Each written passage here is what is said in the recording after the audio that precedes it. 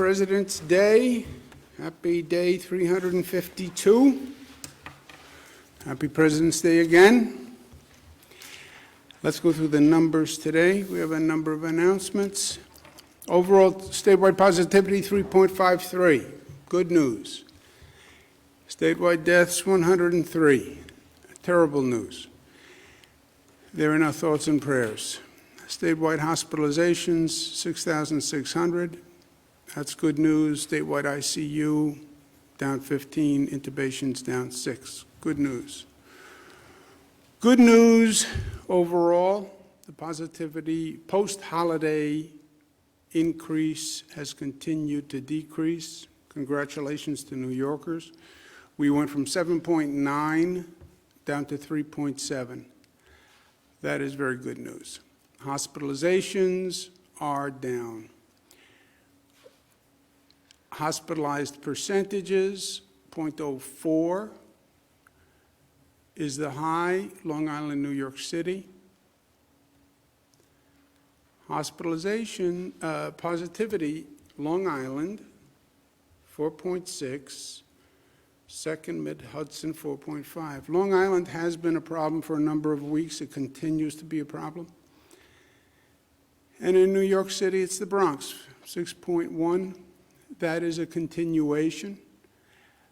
We opened Yankee Stadium in the Bronx, but that is a problem. Manhattan is down to 2.7. Queens, Brooklyn, 4.6, 4.5. We have new FEMA sites in Queens and Brooklyn that we're doing jointly with the federal government, state FEMA sites. Those are going to be very large mass vaccination sites.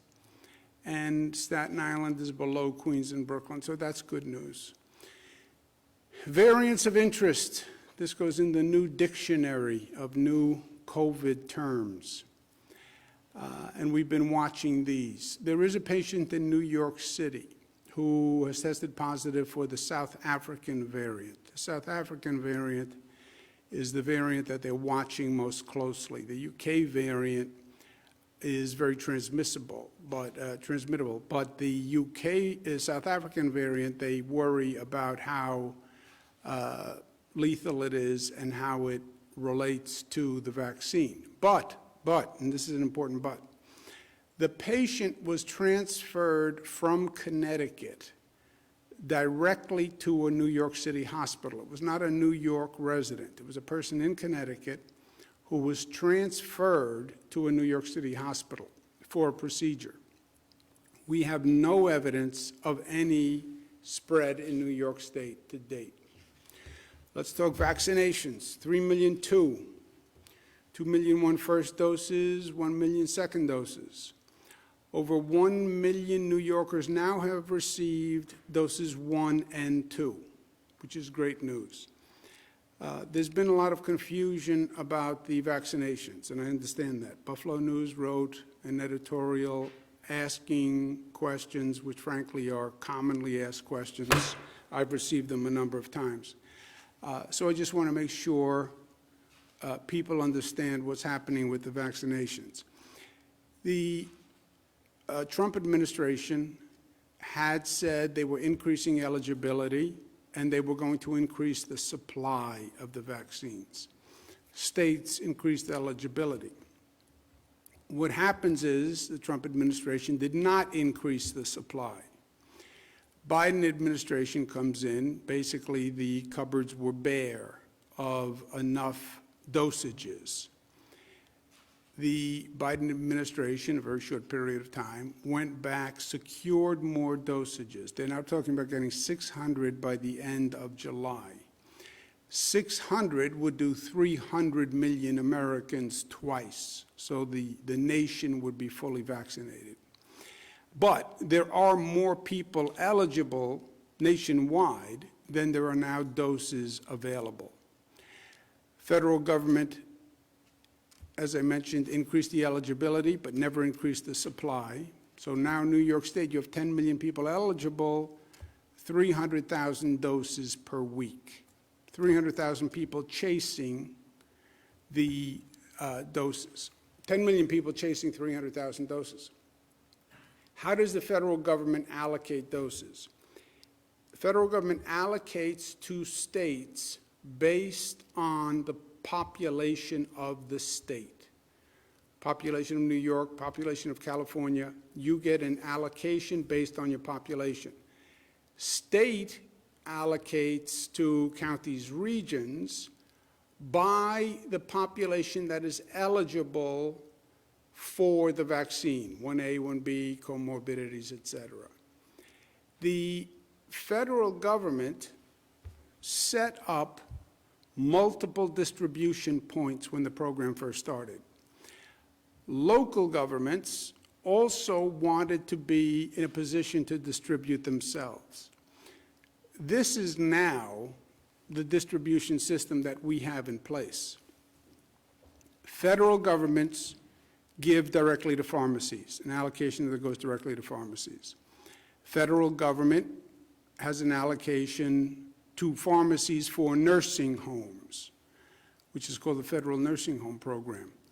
Federal government gives directly to what's called federally qualified health centers, community-based centers, directly from the federal government. Federal government then gives to the state for FEMA-operated joint venture sites. We now have one in Queens and Brooklyn. We're working for others upstate. But that's feds directly to those joint sites. Federal government then allocates to states separate from all of that. The state then also allocates to pharmacies. The state also allocates to federally qualified health centers. The state allocates to hospitals. The state runs mass vaccination sites, and the state then gives to local governments. The local governments then allocate some to the federally qualified health centers, allocate some to pharmacies, and locals set up mass vaccination sites. That's why you have this massive distribution network. Many points of distribution, many options for people, but it also creates confusion. Let me have one site where I can go and find out where I can get a vaccine in Buffalo. That's not how the system was set up from day one. That's what creates the confusion. And if I could figure out how to get this slide to advance, that would be good. When does this end? Because the system is set up the way it is, it's not really going to end until you have increased dosages. When you have increased dosages, that extensive distribution network will wind up being a positive and not a negative. Because then you'll have multiple pharmacies getting allocations from multiple sources, multiple mass vaccination sites. But there is a downside to coordination in the meantime. Again, with the additional purchase of the vaccinations from the federal government, June, May, you should see the situation flip where all those distribution points will make it easier for the consumer. But right now, yes, there are multiple distribution points. County runs a site, state runs a site, city runs a site, federal government gives to pharmacies, et cetera. The NGA, National Government Association, I met with the president last week. We sent a letter today asking for more coordination and clarification of this distribution site. The letter basically said, when CDC does their reporting, please separate out all of these different distribution points so it's clearer for people. In other words, when we receive allocations from the federal government, we being the state, some are for the first dose, some are for the second dose, some are for the nursing home program, and then you have the federal government sending to pharmacies and the federal government sending to federally qualified health centers. We need better coordination between the federal government and the state government, so we know what pharmacies they're sending to. We don't send to the same ones. Local government doesn't send to the same pharmacies, because some pharmacies do a better job than others. Some pharmacies are already getting a distribution. So if the federal government is sending to CVS, then I wouldn't send to CVS. So we're asking for coordination with the federal government in those regards. On COVID overall, follow the science, follow the data. My great graphic with the valve that nobody likes. The COVID numbers are down, so we adjust. We've opened indoor dining in New York City. We adjusted the curfew. Today we're going to talk about the MTA and increasing capacity there. And we have two special guests. We have Sarah Feinberg and Pat Foy from the MTA. And there they are. Smiling Pat Foy. Take off the mask so we can see the smile, Pat. There it is. There you go, Governor. Sarah Feinberg. Good to see both of you. And we've been talking about increasing capacity in the MTA. The numbers are down. So let's start with Sarah Feinberg, and then we'll turn it over to Pat to tell us what the thinking is. Or do you want to go first, Pat? It's up to you. Governor, let me start, and then I'll turn it to Sarah. Governor, thanks for inviting us today. We're here today to update on two key issues, Governor. First is the safety and security of our system, and second is a phased reopening of the subways, coinciding with New York's gradual reopening from COVID-19. First, a word on the events this weekend. The crime spree that occurred and resulted in two people tragically losing their lives was horrifying and shocking. We grieve with the victims of these terrible crimes and their families. I want to personally assure every customer and every single employee of the MTA that your safety is our highest priority. That's why yesterday my colleague Sarah Feinberg, New York City Transit Interim President, and I sent a letter to Mayor de Blasio and Police Commissioner Shea requesting that an additional 1,000 NYPD officers be assigned to the Transit Bureau of the NYPD to patrol subways and buses. As you remember, the MTA began calling for additional police officers in the system well over a year ago. And it was the right call then, and it remains the right call now. Make no mistake, however, we also need more mental health resources from the city of New York dedicated to address the growing crisis facing the city so that those suffering have access to the critical services they need and deserve. We and our customers and our employees need the city to meet its obligations on both these fronts. Additionally, this additional infusion of police officers will be crucial as we were planning a phased reopening of the subways coinciding with the gradual reopening of the city of New York.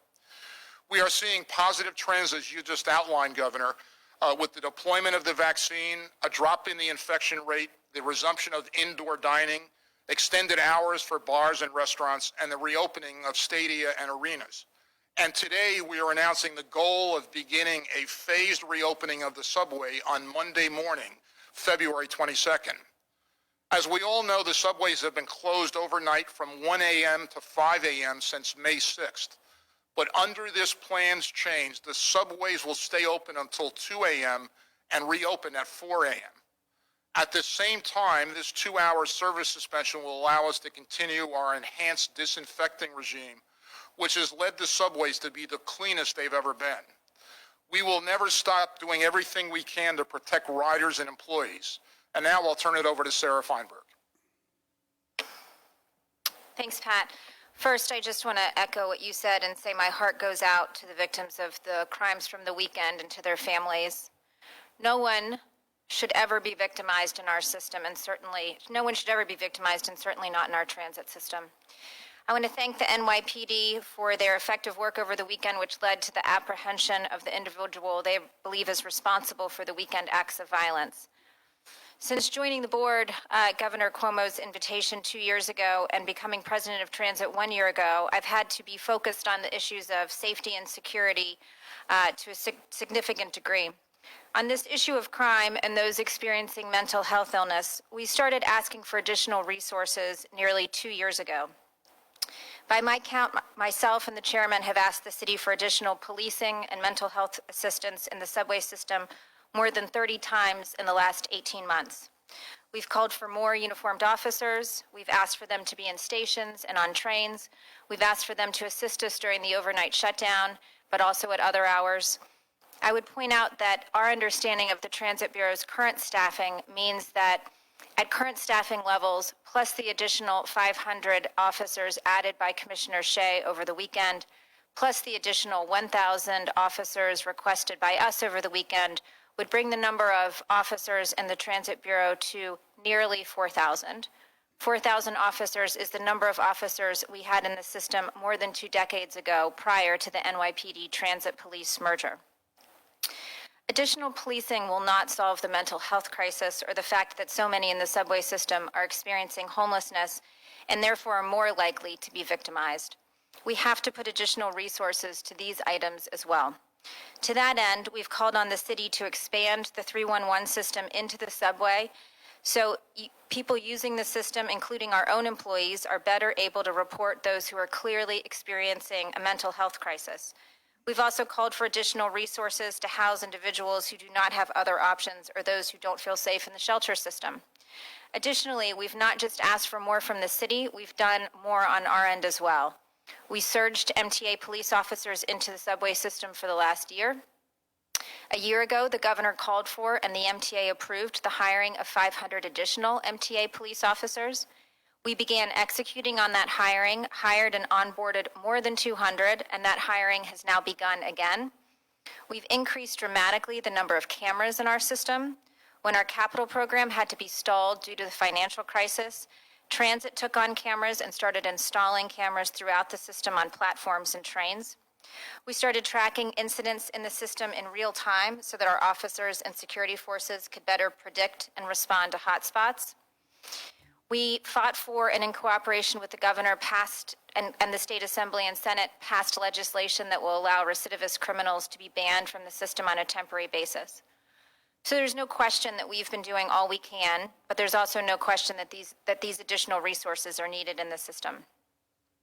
I feel responsible for every customer and every member of the transit workforce from the moment they enter our system until the moment they exit our system.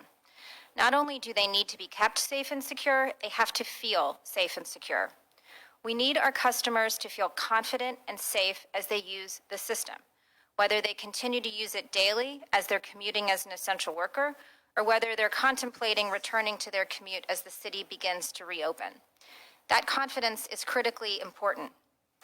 And we know how important it is to our customers because they've told us in survey after survey that the most important things to them are feeling safe in the system from both COVID and from criminal activity. So we'll continue to work on all tracks, policing, mental health, and our all-of-the-above approach to cleaning. On our phased reopening of the subway system for overnight service, 1 year into the pandemic and 10 months into our overnight closure, New York is starting to look at a return to normalcy. As we look at the reopening of the city and the economy, we have been planning in recent weeks for our own reopening and return of overnight service. And we have determined that a shortened overnight closure is an appropriate step forward towards the return of around-the-clock service. To be clear, we will continue our cleaning regimen. We've been doing so for many months now, and we will continue to do so. We clean our system 24 hours a day. We clean and disinfect stations twice each day. We clean and disinfect subway cars multiple times each day. That will continue. When we are closed from 1 to 5, we are able to clean much more efficiently without customers in the system. That window of cleaning will now go from 1 to 5 to 2 to 4. We are confident that we can maintain the cleaning and disinfecting that we have been able to do thus far. The CDC, New York State Department of Health, FTA, and EPA all continue to advise that we should continue with our all-of-the-above approach to cleaning, and we will do so. Again, public confidence is paramount. In order for the city to truly reopen, the subway system has to be safe and secure, and our customers need to feel that. To our customers, I thank you for your patience and vigilance and for sticking with us. Thank you, Governor. Well, thank you, Sarah, and thank you, Pat. Look, the MTA is critical to what we're trying to do. As you know, we're proceeding down several tracks at the same time. We want to control the COVID infection rate. We want to, second track, we want to increase the vaccination rate. And third, we want to accelerate the reopening and stimulate the reopening of the economy. Many people have had significant pain and suffering with this economic shutdown. The MTA is obviously vital to the reopening and the stimulation of the economy. And just so we're all clear, the 2 to 4, you're reducing the closure period in the middle of the night. It's going to be reduced to 2 to 4. That goes into effect when?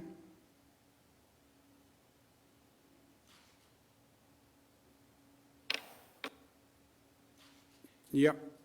Do we have Pat's audio? I believe you said. Governor? There you are. Monday morning, February 22nd, Governor. Monday morning, February 22nd. Okay. You'll still be cleaning. Yes, sir. You'll still be cleaning the trains, which is very important. CDC says it. The health experts say it. The COVID virus is not transmitted as much as they originally suggested on surfaces, but it still can be transmitted on surfaces. And I think it's very important, Sarah said it, you want to be safe in the MTA system from crime and from COVID, and I think the cleanliness makes a very big deal. Also, when you're as old as I am, the trains have never been as clean as they are now. Silver linings. It is remarkable. I can't tell you how many people comment to me that you walk onto a train, you walk into a subway station, it looks different, it feels different. I think that goes a long way towards confidence. So kudos to you and to the entire team. And on crime, I can't agree more. When you said, Sarah, we would be at 4,000 would be a level which is going back probably 30 or so years. At 4,000. 4,000 was if the city gave you an additional 1,000 from where we are now, right? You would be, with the city giving 500 more police officers, we're at 3,000, not 4,000. If they honored your request for an additional 1,000 above the 500, then we would be at 4,000, and 4,000 is only where we were 30 years ago. Is that right? Did I get it right? That's right. So, obviously, I defer to the NYPD on their own employee list. But our understanding of the Transit Bureau staffing at this point is that they're at about 2,500 officers. With the addition of the 500 over the weekend, that gets you to 3,000. With the additional 1,000 that we're asking for, would get you to about the level of officers that were in the system about 25 years ago, 1995. Well, look, crime is a problem in the MTA. Crime is a problem in New York City generally. Crime is a problem across the nation, predominantly in urban areas. But if we're going to get the economy back, we have to address this problem.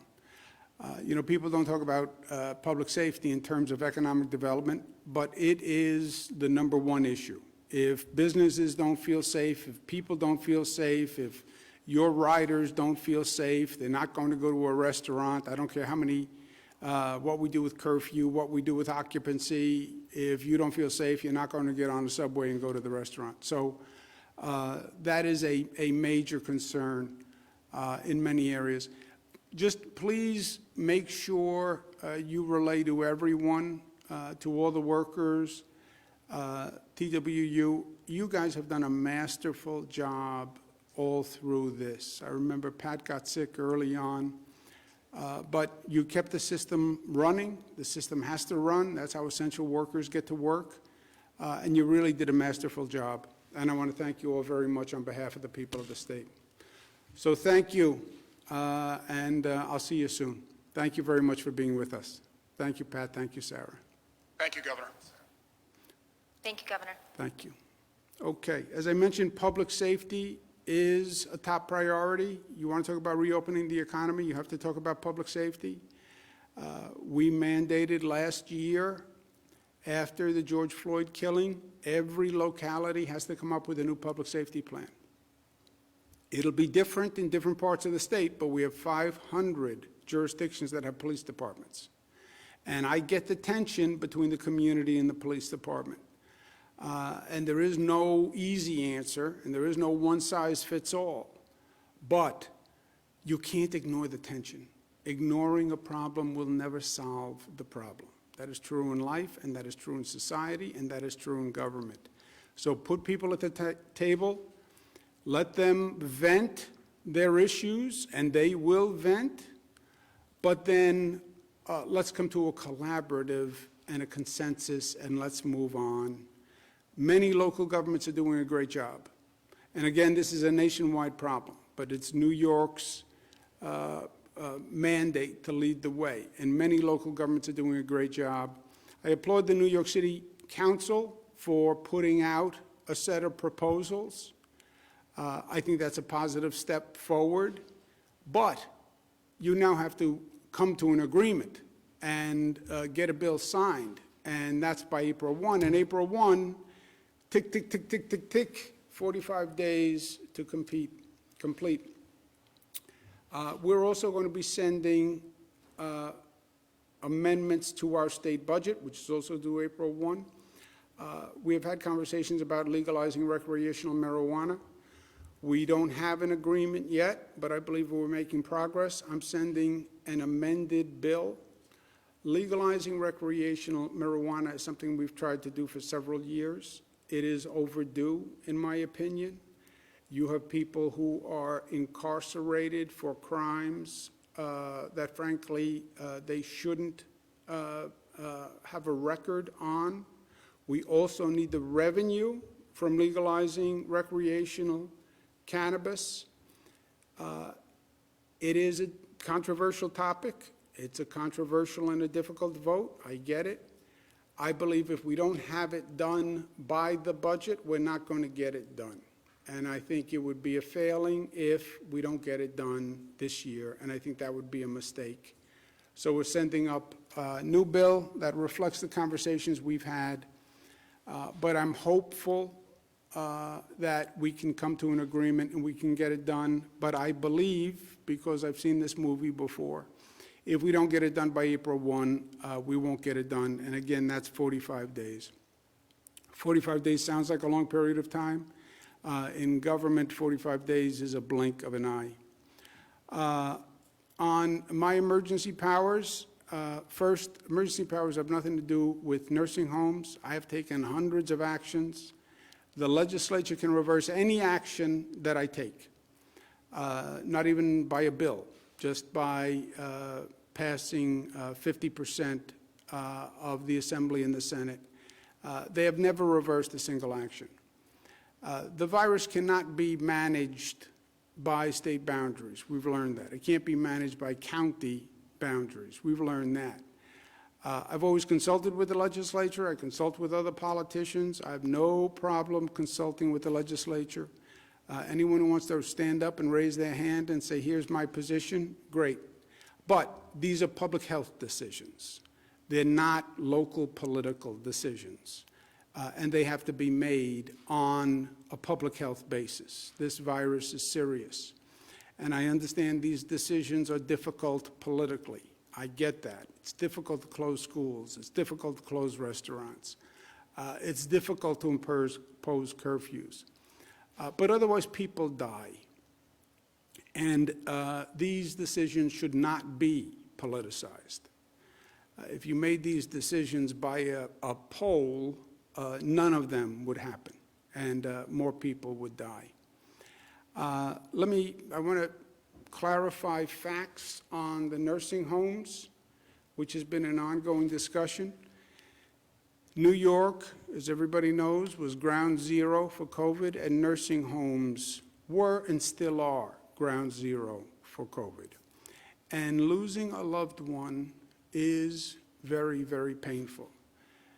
Losing a loved one in a nursing home during this situation was extraordinarily painful. There was no visitation. You couldn't be with the person. You couldn't talk to the person. It was hard to get them on the phone. People in nursing homes are not as conversant and facile on Zooms and on FaceTime. I mean, it doesn't work that way. So I understand fully how difficult it has been, and I want to make sure people have all the facts, the information. This past year, there is a toxic political environment, and everything gets politicized, and there's political spin, and then there are facts. Two very different things. And I just want to make sure people have facts. Last August, Department of Justice sent a letter to Democratic governors, 4 of them, New York, New Jersey, Michigan, Pennsylvania, asking for information on public nursing homes. New York State Legislature also sent a letter asking for information on nursing homes. We paused the state legislators' request while we were finishing the DOJ request. We told both houses, the Assembly and the Senate, that we had DOJ requests for information and we were prioritizing that. We did give the DOJ request precedence, and we told both houses that. The August request we replied to fully. Separately, DOH got a DOJ letter signed by Jeffrey Clark, the attorney, in October, which we learned about from the New York Post. We didn't even get the letter. Post called and told us about a letter. And that requests information on an investigation on private nursing homes. And we have been voluntarily producing information for that on a rolling basis as recently as January 8th, as offered by DOJ, the rolling basis production. Second, we paused the state legislature's request. We paused the state legislature's request. We voluntarily complied with the DOJ request for information. Two very different things. The New York State DOH has always fully and publicly reported all COVID deaths in nursing homes and hospitals. They have always been fully reported. Nursing homes had the most vulnerable population. We know that. Nationwide, 36% of the deaths are in nursing homes. You know what percent of the population are people in nursing homes? 1%. 1% had 36% of the deaths. New York is 34 in nursing home deaths as a percentage of total deaths, 34 out of 50 states. New York is one of only 7 states that counts what's called presumed fatalities in nursing homes, where the nursing home presumed the cause of death was COVID. To give you an example, New York State, 13,000 nursing home related deaths. That's 30% of total deaths. Pennsylvania had 11,900. That's 52% of their total deaths were in nursing homes. Florida, 34% of total deaths in nursing homes. Massachusetts, 54% of total deaths. If you look at the entire country and you look at the percentage of deaths in nursing homes, New York is number 34. You have some states that up to 73% of the people who died in nursing homes. COVID preys on senior citizens, older people, weaker people. We've always known that. That is a fact. Now, there is much distortion around what's called Department of Health memo on March 25th. And I want to make sure that we get the facts on this.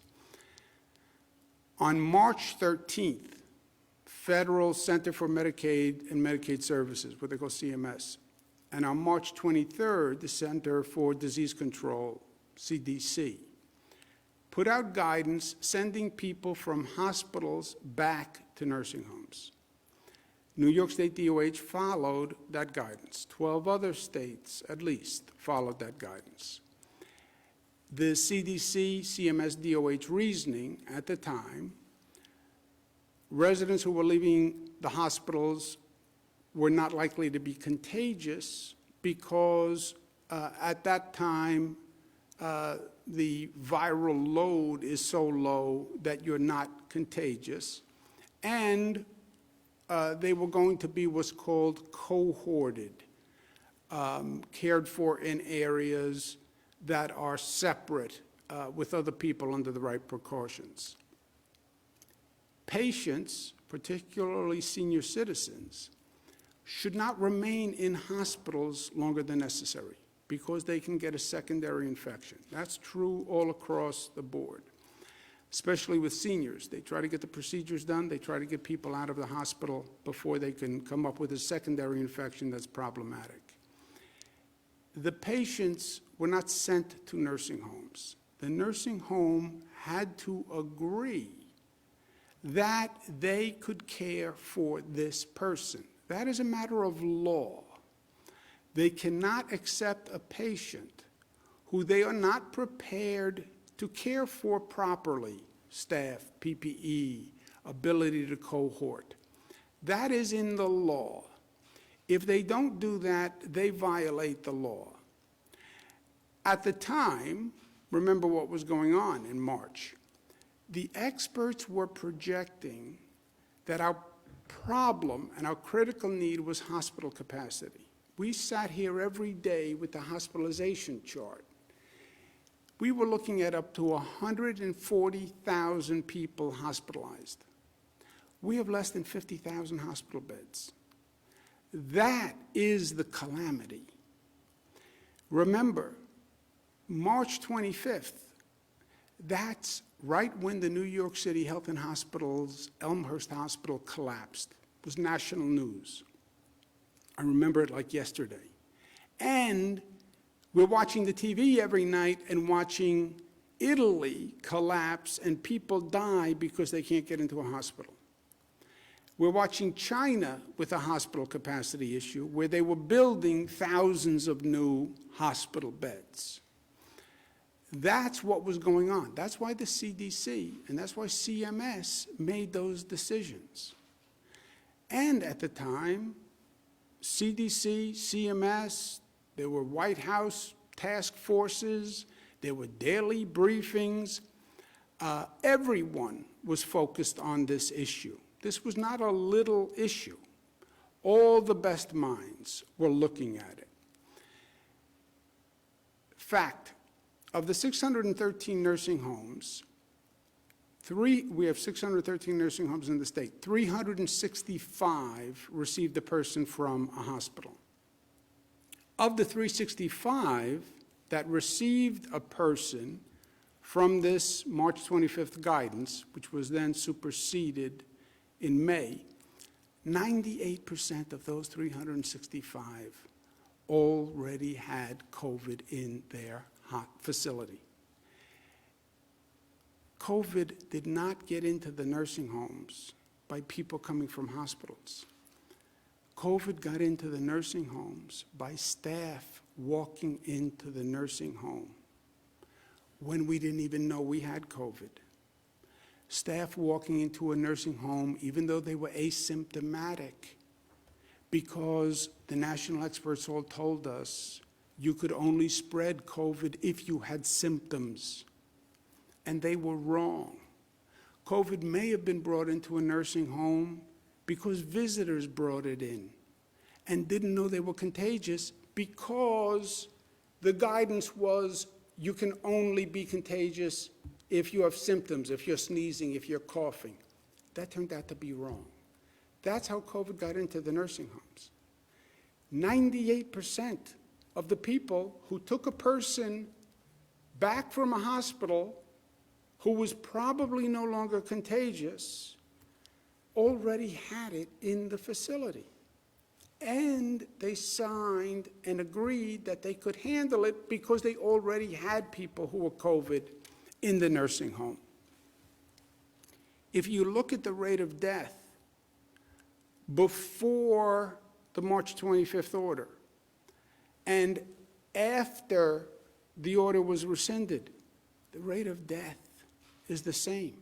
By the way, if you look at the rate of death in the nursing homes, in the spring overall, and in the second surge, the winter-fall surge, the rate of death is the same.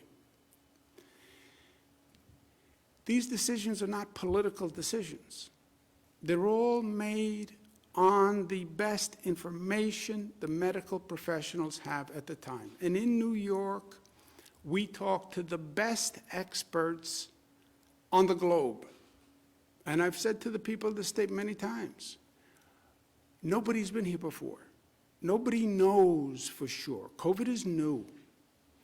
They're all giving you their best advice at the time. And these are really quality people. Dr. Osterholm, Dr. Fauci, all the main institutes that were giving advice to the nation. We had people come from the World Health Organization who dealt with China, who came to Albany, literally, to advise us. We're blessed to have Dr. Howard Zucker as our health commissioner. He's trained at Harvard, UPenn, Johns Hopkins, served at HHS, WHO, NIH. He teaches at Columbia and Yale University. If we had to pay him what he was worth, we couldn't afford it. And he gave his best advice on the information that he had at the time. I would trust Dr. Zucker with my mother's care. That's why I trust him with your mother's care.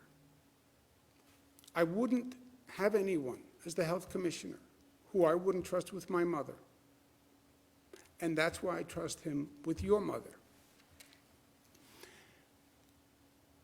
To be clear, all the deaths in the nursing homes and in the hospitals were always fully, publicly, and accurately reported. The numbers were the numbers, always. People did request information beyond the place of death, not just how many in a nursing home, not just how many in a hospital. They did request different categorizations beyond those counts. How many people died who were in a nursing home but then went to a hospital?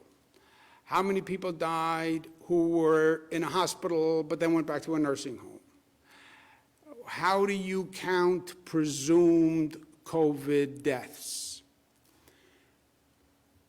Everyone was busy. Everybody was here every day.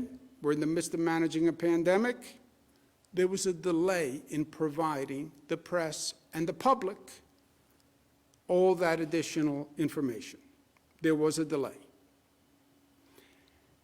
What did we learn from this entire situation? What are we still learning?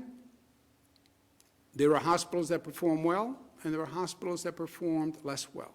We still see hospitals performing less well. When you look at those vaccination numbers, hospitals with the same demographics of workforce, in the same region, with different vaccination rates of their staff, that's indicia of performance of those hospitals. There are nursing homes that performed well, and there are nursing homes that did not perform as well. We have to learn from it, and we have to correct it before we have another surge and another pandemic. And by the way, we are going to have another pandemic. As I sit here, I would plan on it. And yes, this was never seen before. And yes, hospitals had to deal with something they never had seen before. And yes, nursing homes had to deal with something they had never seen before. But they will see it again. And now we have to learn from it before it happens again. Our focus, I believe, is going to be on the for-profit nursing homes. Hospitals, low-performing hospitals, but also on the for-profit nursing homes. I have long believed that there's a tension in a for-profit nursing home because those institutions are trying to make money. If you're trying to make profit, it's too easy to sacrifice patient care. Everything becomes one or the other. Do you want to hire more staff, or do you want to make more profit? Do you want to buy more PPE and stockpile more PPE, or do you want to make more profit? Do you want to buy new equipment, new beds, new sheets, new furniture, invest in the facility, or do you want to make more profit? That tension is a problem, and that has to be resolved legislatively, because I don't want to leave it to these for-profit owners to decide what's right, what's wrong. Let's learn these lessons. We have to implement hospital reform and nursing reform, and we have to do it in this budget cycle. COVID isn't done with us. Implement the lessons now, and we're going to propose them in the 30-day amendments. If you're a for-profit nursing home, I believe it should be mandated how much you put back into the facility and how much profit you can make.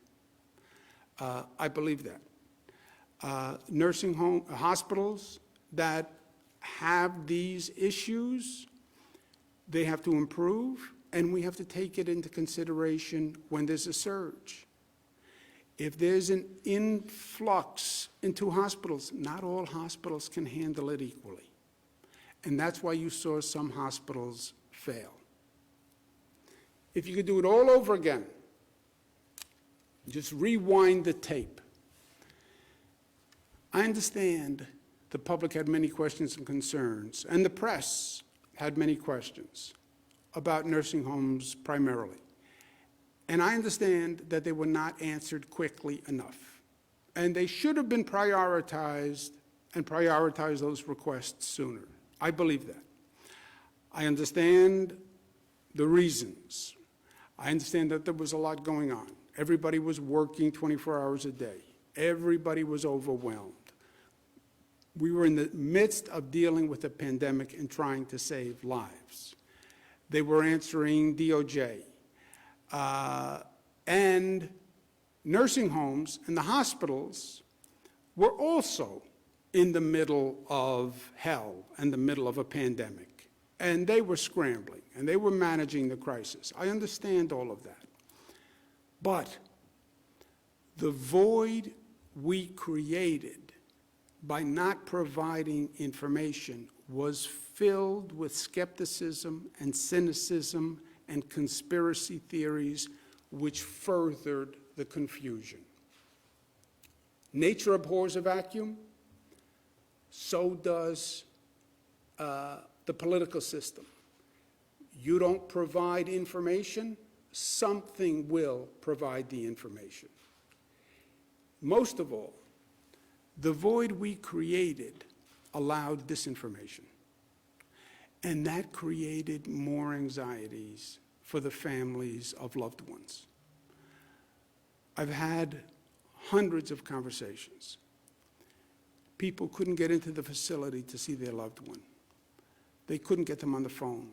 They couldn't get staff on the phone to get answers. They were powerless. They were helpless. They were literally physically removed and isolated. Loved ones died alone. Loved ones died alone. Fathers, mothers, brothers, sisters died alone. It was horrific. It was horrific. And then the void in information that we created started misinformation, disinformation, conspiracy theories, and now people have to hear that, and they don't know what is the truth. The truth is everybody did everything they could. The truth is you had the best medical professionals and advice on the globe.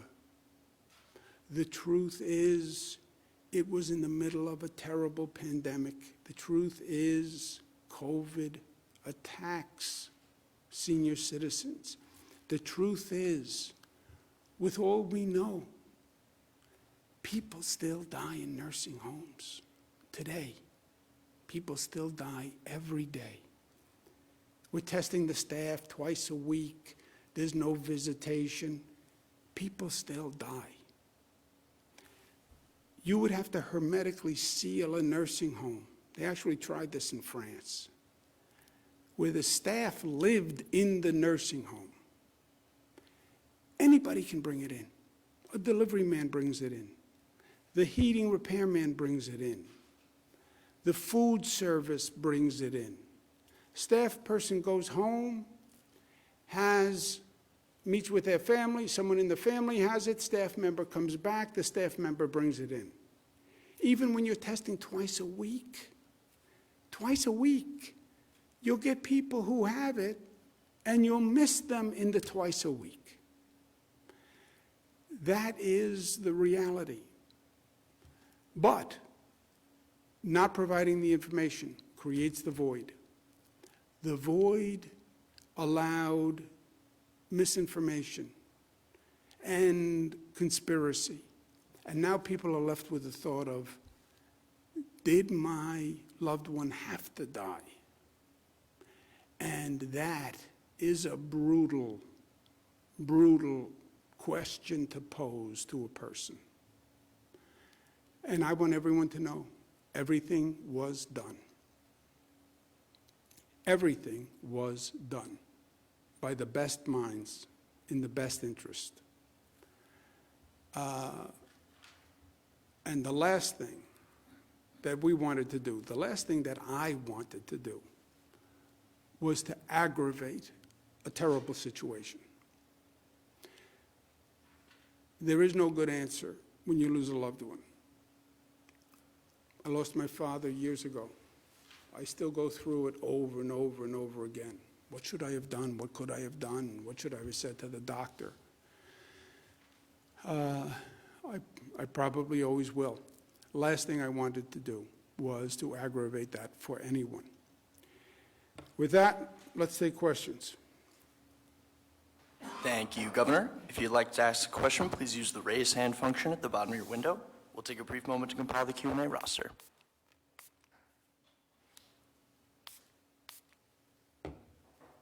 Governor, your first question comes from Steve Burns at WCBS 880. Steve, your line is now open. Please unmute your microphone.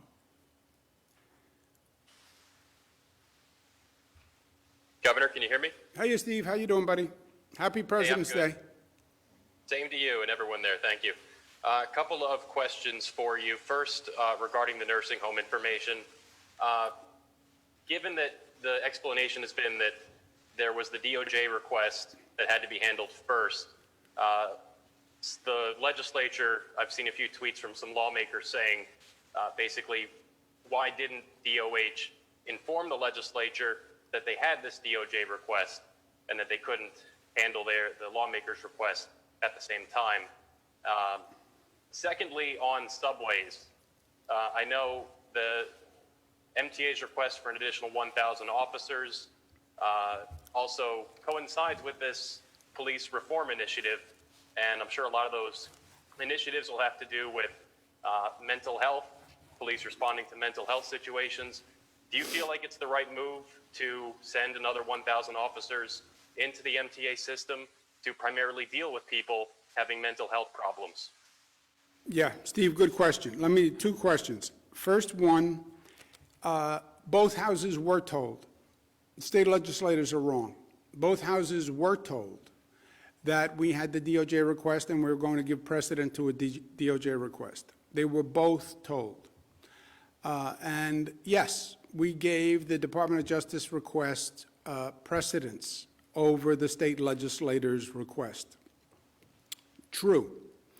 Federal government took precedence over the state legislators' requests. I know there are state legislators, I've spoken to them, they said, well, we're just as important as the Department of Justice. I understand their point of view. We gave precedence to the Department of Justice, we told the Assembly that, we told the Senate that. And that's what we did. And we're also in the midst of managing a pandemic, and Dr. Zucker's here every day, and Dr. Zucker's here every night at midnight, and Dr. Zucker's dealing with the hospitals, et cetera. But yes, we prioritized DOJ over the state legislature, and that's what they focused on. And forget, not besides the state legislature, there were people requests, there were press requests that were not answered on a timely basis, and that created the void that I'm talking about. And then once you create a void, people spread disinformation, this conspiracy theory, they're not giving this information because of this, because of this, because of this. And if you lost a loved one and you're hearing all these theories and all this negativity, then you say, maybe my father didn't have to die. And that's the unfortunate circumstance. But short answer, Steve, they did know. They did know. They were told, Assembly and Senate, we have the Department of Justice, we're giving them precedence. On the police reform, I believe you need more public safety in the subway stations. I believe you need better safety, public safety in the city overall. I believe you need better public safety in cities writ large overall. You know, you focus on New York City. We've had situations in Rochester where a 9-year-old girl was pepper sprayed. You have situations in Buffalo where they knocked a protester to the ground. He hit his head. He has ongoing damage. It was on videotape. It was brutal. You have public safety issues nationwide, George Floyd. All I'm saying to New York City is, you figure it out. You figure it out. You have community tension where they don't trust the police. You have NYPD tension where they feel they can't do their job. That's not going to work until you reconcile that relationship. And it has to be reconciled, Steve. It doesn't happen on its own. You're going to have a collaborative that does that. Are many localities talking about taking public safety and breaking it down and saying, well, if you have mental health issues, then deal with it as a mental health issue? And rather than just the police, you know, an answer to every situation may not be a police officer, maybe a mental health professional. When the MTA asks for 1,000 police, that's all there is to ask for now. If they come up with a new public safety plan and they say, look, we're going to have mental health experts and they're going to deploy to mental health related complaints, fine. Then that sounds right and that sounds sound. And if they come up with a different public safety strategy, then fine. Fit that to the subway station. But right now, all you have are police. There are no mental health experts to request, right? But if they develop that in the plan, I'm sure the MTA will say, fine, just send me people who are responsive to the problem. Real quick on the nursing home data, was there not the capacity in DOH to fulfill both the DOJ request and the legislature's request at the same time? They focused on the DOJ request. You know, Steve, they were dealing with everything at the time. Remember, when you wake up in the morning, job one for the past year has been dealing with the crisis of the moment, right? Dealing with whatever the issue is. Today it's variants of interest. Today it's sorting out the vaccination system. Every day it has been something. and that was given priority. In retrospect, should we have given more priority to fulfilling information requests? In my opinion, yes. Yes, and I think that's what created the void. But do I understand the pressure that everybody was under?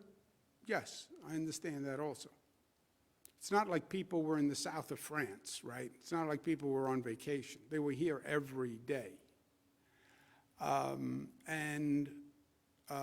Fulfilling the information was not fulfilling, for example, the state legislator's request was not given a priority. The DOJ request was given a priority.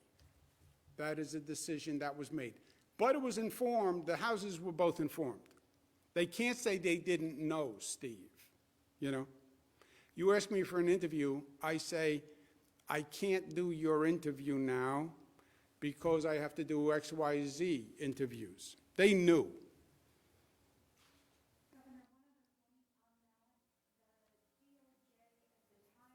Governor, next up we have David Evans from WABC TV. David, your line is now open. Please unmute your microphone.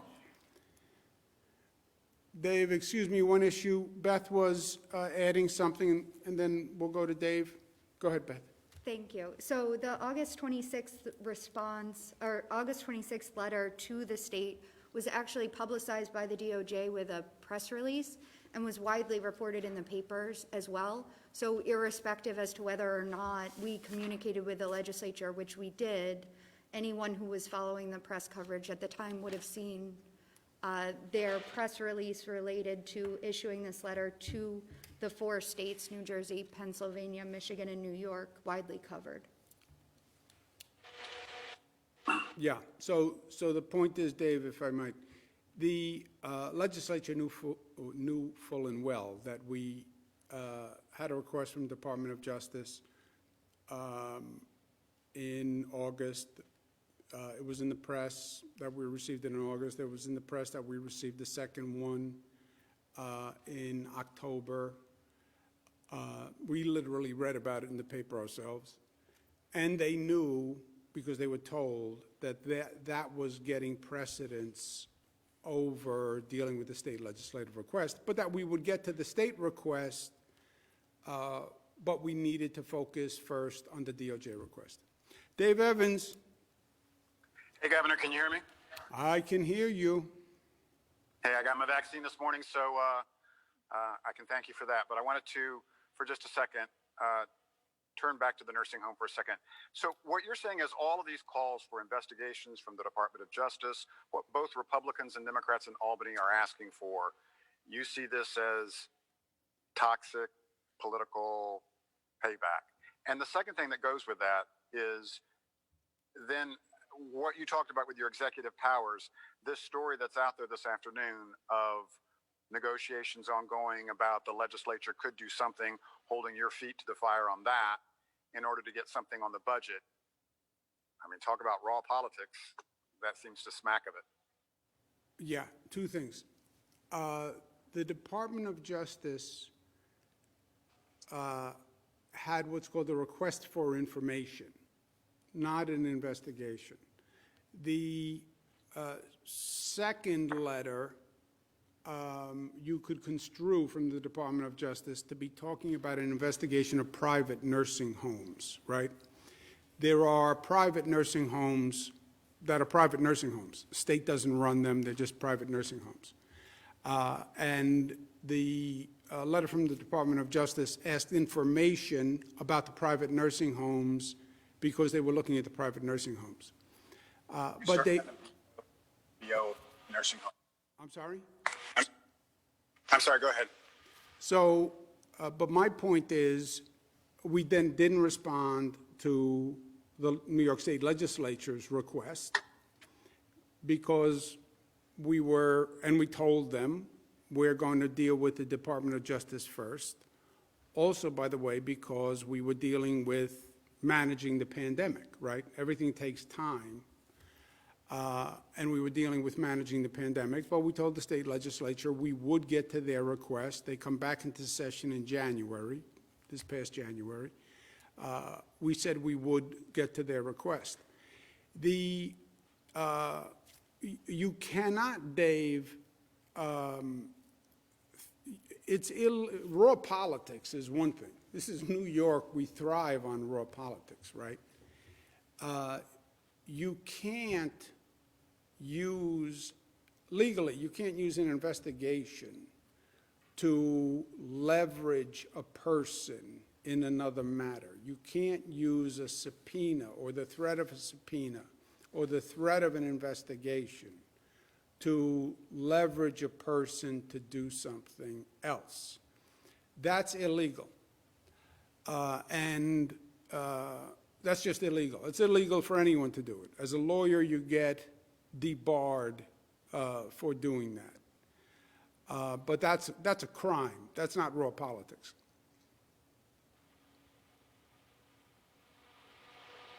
Next question, operator. Governor, next up we have Dennis Slattery from the Daily News. Dennis, your line is now open. Please unmute your microphone.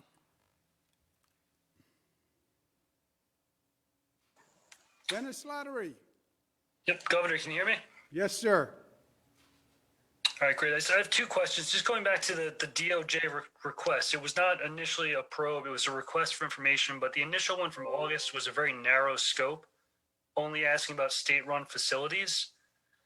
I'm just curious when you informed the legislative leaders about your response to that and how that would slow down your responding to the state legislators' questions that were posed earlier that month.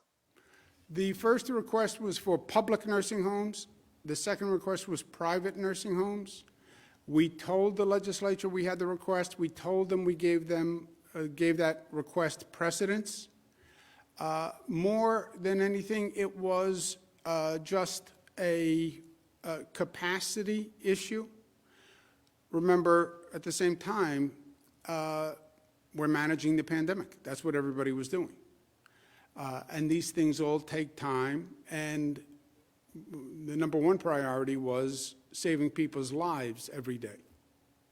Do you have a point back? Yes, if I could just add on top of that. So we received this inquiry on August 26th. It was just a request for information, but it was public nursing homes, which are 5 state-run facilities, as well as a number of county-run facilities.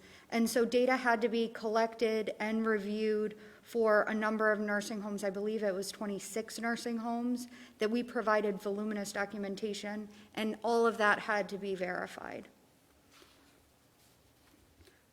Dennis, you had a second question?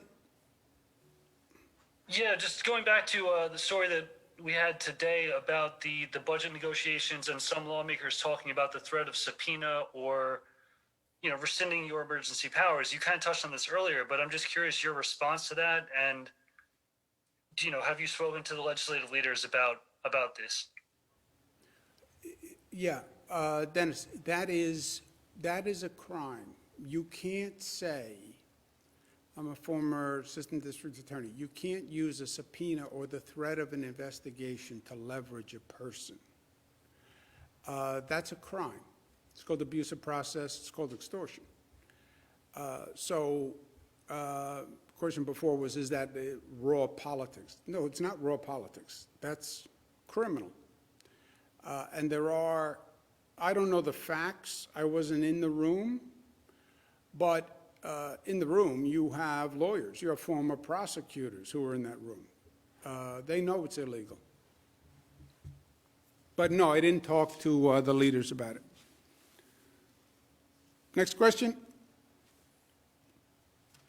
Next up, we have Marcia Cramer from WCBS TV. Marcia, your line is now open. Please unmute your microphone. Governor, can you hear me? Hey, Marcia, how are you? Happy Valentine's Day. So my question to you is this. Several members of the legislature, some Republicans, some Democrats, have asked that there be an investigation of what happened.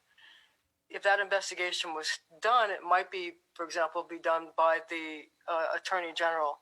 You're a former Attorney General. If you were in this situation and looked at this fact pattern, would you open an investigation of what has happened so far? And my second part of the question is, do you think that if there wasn't an investigation and the Attorney General agreed with everything that you said, that it would help clear the air? Marcia, I don't think there's anything too clear here. It is a fact that the state legislature did a request. We told them we were not going to address the request at that time, that we were going to honor the DOJ request first. We said that. That's a fact. There's nothing to investigate there. And then we provided information to DOJ. So there is nothing to investigate. I'm telling you, I agree to the legislature's point. They sent a letter, and we said that we would deal with the DOJ first. I agree. I said that. They were told that. And by the way, they could have objected. You know, they can send a demand letter. They're not talking about subpoenas. They could have sent a subpoena and said, we don't want to wait for DOJ, we're going to send you a subpoena. They didn't do that. They understood that we were dealing with the pandemic and that we were giving DOJ precedence. And by the way, I think they were right in that. All the numbers we produced were exactly right. We didn't provide all the information that was requested. That did create a void, and misinformation did fill the void. And that misinformation gave people aggravation and confused people who lost a loved one, and allowed conspiracy theories to fester. And that aggravated people who lost a loved one, because now you don't know what to believe. And that is the last thing anyone wanted to create. But it's not a legal question. So are you really saying that this is sort of the creation of a toxic political environment that's existed for several years in this country and in the state? Look, is the environment toxic politically? Yes. Was this happening last year with this toxic political environment? Yes. And do I think that's part of the conspiracy theories that filled the void? Yes. And look, I understand politics. I was critical of President Trump. I also worked with President Trump. I get how strong the feelings are on both sides. But when you're talking about loved ones dying in nursing homes, when you come up with conspiracy theories or there's disinformation, then the worst thing you can say to somebody who lost a loved one is, maybe it didn't have to be. Maybe there was a government issue. Now, we created the void. I agree to that. Or we didn't constantly fight back every rumor, every piece of disinformation, which in this environment is a full-time job. And that's what I want to do today to the people who lost a loved one. All these theories, March 25th memo did this. No, it didn't. Well, the state numbers were wrong. No, they weren't. Well, that's how COVID got into a nursing home. No, it isn't. 613 nursing homes, 365 people went back. 98% of them have COVID already. Well, we made the nursing homes take these people. No, we didn't. The nursing home had to say that, by law, that they were in a position to deal with it. So I want people to have the facts, because these were the best professionals doing the best they could. And by the way, Marcia, I want people to have the facts so they have an understanding and peace with the situation. People still die in nursing homes. They still die.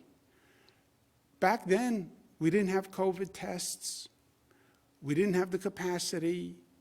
Nobody knew what COVID was. They didn't know how it was transmitted. They were wrong about the way they were transmitted.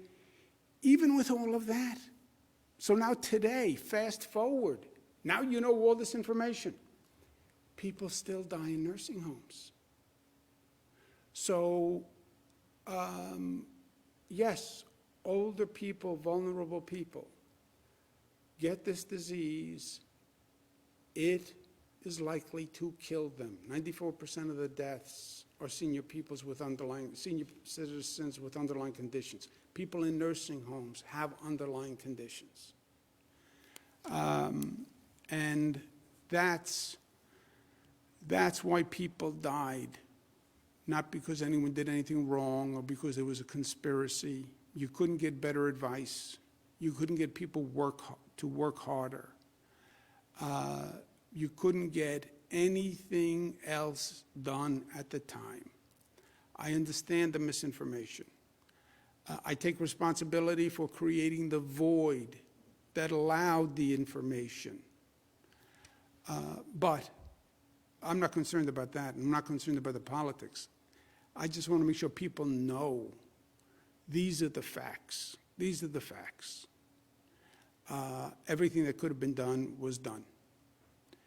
You can't say to a person who lost a loved one, or you can say it if it's true, but, well, maybe something else could have been done. That's a cruel torture, especially when it's not true, and it's not true here. Next question, operator. Governor, your next question comes from Clayton Gusa from the Daily News. Clayton, your line is now open. Please unmute your microphone. Yeah, hello, can you hear me? Yes, Clayton. How's it going? I wanted to ask about the subway. Over the past 10 months, a lot of the public's watched you and MTA officials do some logical gymnastics over justifying the ongoing closure. A big point of contention has been that trains are running on the same schedules overnight during the shutdown. Is there, and from what I understand, they're going to continue to run on the same schedules from 2 to 4 a.m. during this shutdown. They're cleaning throughout the day. I mean, can you give us any more information on why this is justified moving forward and when 24-hour subway service will resume fully? Yeah, Clayton, I know your theory that there's no reason to close the subways to clean them. That's not what the MTA says. Also, by the way, if you were right that you don't have to close subways to clean them, then you have to answer why they've never been cleaned before. I don't understand how you can send people in hazmat suits through a train, spraying chemical disinfectant with people on it. I think that's the problem with your theory. You're a passenger, a guy comes through with a hazmat suit with a wand spraying a chemical that kills viruses while I'm sitting on a train, and they're going to spray that on me? So I don't get it. But I know your theory. The MTA says you can't send people with hazmat suits through a train. You can't clean stations with these chemicals with people in the station. They're reducing the period of time of closure from 2 to 4 on Monday. I think you do understand that there has been a lot more money invested in outside contractors on cleaning the subway, especially after there were job cuts to cleaning crews before the pandemic, which could explain why they're cleaner than ever before. And they are doing some of that spraying during the day, and new subway rules require that passengers exit stations at terminal lines, which would preclude them from being full of passengers at the positions that they're cleaning them in. So can you answer just that a little bit more, given what I just said?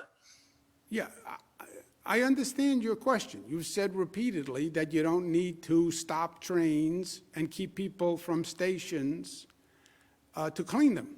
I get it. It doesn't make common sense to me. I don't think you can't spray this chemical on people. I'm not going to stand in a station and have you spray me with a viral side and then I go to work. But you should ask the MTA, because they say you can't, and that's why they closed the station from 2 to 4. Let's take one more question, operator. Governor, your last question comes from Michael Gormley at Newsday. Michael, your line is now open. Please unmute your microphone. Hello, Governor. You said in creating that void, why didn't you tell the public and the press during that period that the federal inquiries were creating the delay? And how do you explain that legislators, including Speaker Hasty, are so surprised about the federal involvement here if everyone knew it? And I'll have one quick follow-up question after that. Yeah. Well, first, Mike, let's stick with the facts, okay? The fact that we received a Department of Justice request for information was in the newspaper. The fact that we received a Department of Justice request for information on private nursing homes in October was in the newspaper. We learned about it from the newspaper. It was, the New York Post wrote that we got a letter before we ever got a letter. By the way, we never even got a letter. We had to call the Department of Justice and ask for a letter. So that was in the newspaper.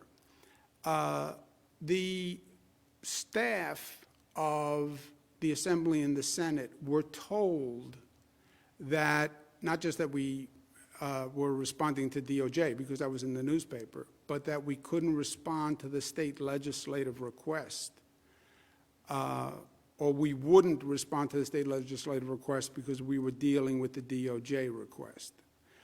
The staff was told that. Who the staff told on their staff, I don't know.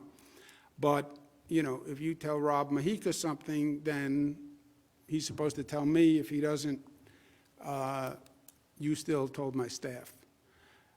So that's what that is.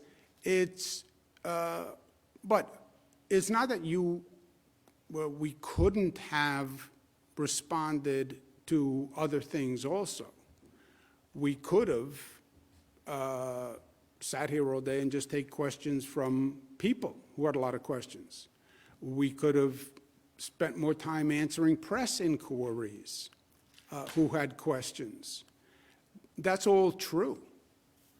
And in retrospect, I'm saying we should have done a better job providing more public information.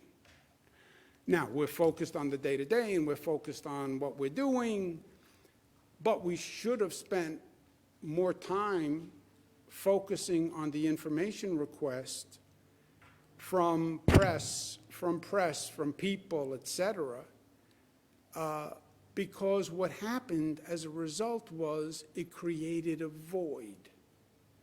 And when you create a void in this world at this time, Mike, something's going to fill that void. And, well, they didn't answer.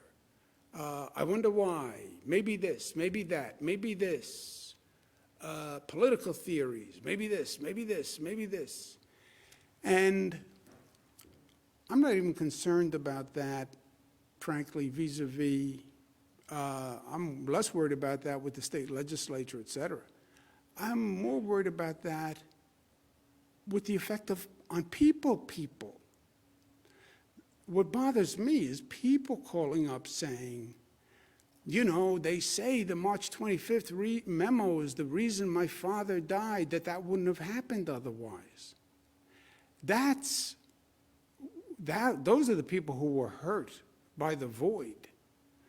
And that was, well, I can say in my defensive mode, I didn't create the disinformation. I didn't create the conspiracy theory. I know, Governor, but you created the void. And when you created the void, you allowed these other theories to fester. That's true. That's true. We had a Governor, conversation. you said earlier, though, that it was. Go ahead. You said legislators were told. Now you're saying staff was told. And why didn't you provide that information that the federal probe was slowing things down? Legislators even now say they would have accepted that, but they had never heard that. And then one last question, is there anything that you personally apologize for in this whole process? Yeah, two things. One, let's be clear, and legislative staff was told by my staff, okay? So legislative staff was told, top legislative staff was told. Second, the DOJ letters were in the newspaper, Mike. There was no secret about the DOJ letters. They were in the newspaper. Staff was told that DOJ was, we were giving DOJ precedence. So we told both houses through the staff.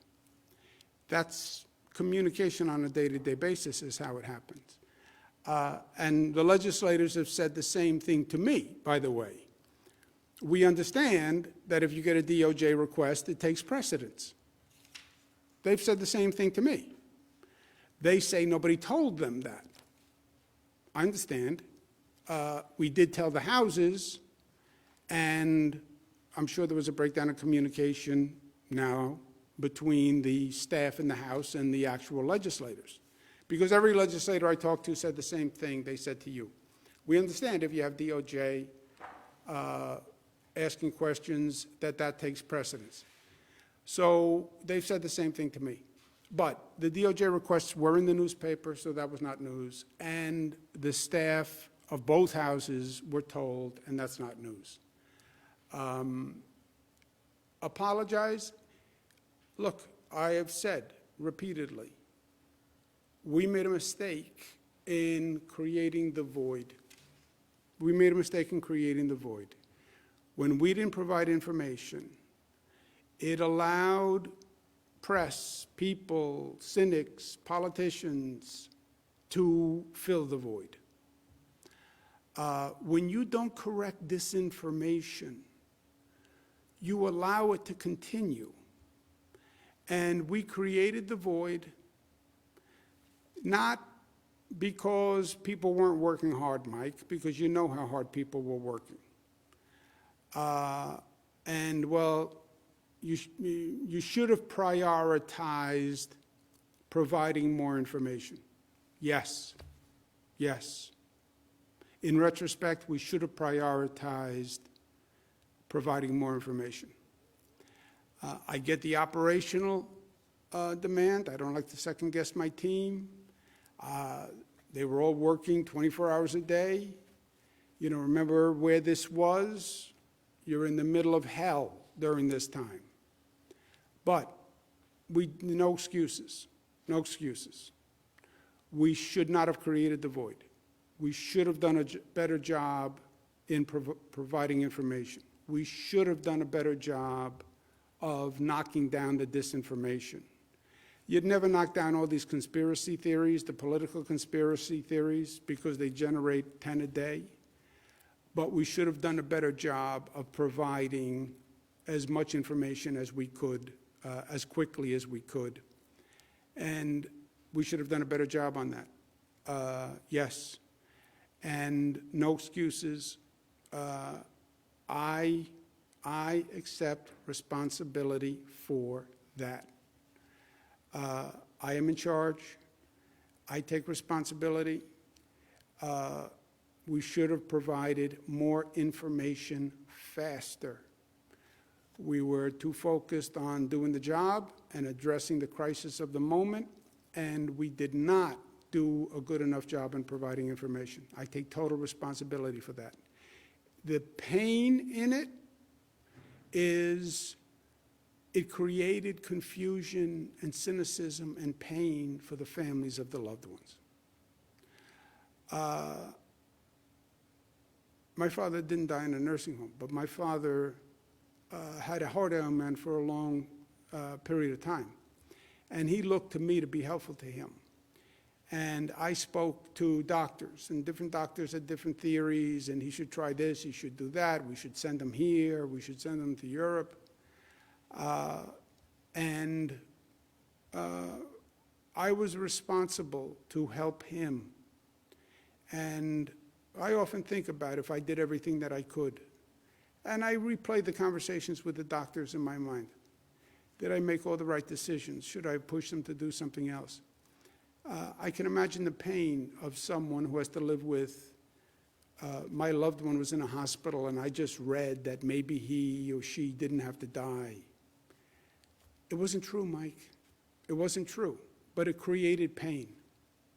And that's because we created a void and we didn't answer every question, so it allowed the void to be created. The void begets disinformation. The disinformation begets pain of people. I take responsibility for that. Total death counts were always accurate. Nothing was hidden from anyone. But we did create the void, and that created pain. And I feel very badly about that. Okay, thank you all very much.